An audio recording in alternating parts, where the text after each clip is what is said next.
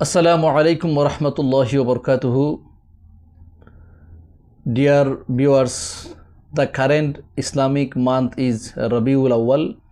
This month is very important in Islamic history because our Prophet Muhammad sallallahu alaihi wasallam was born in this month and also passed away in the same month.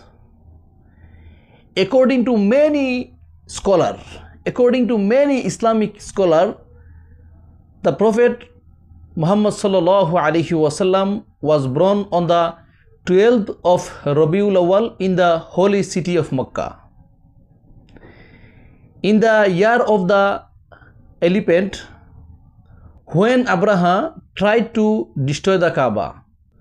After completing the message of Islam, he died in Medina on the same date.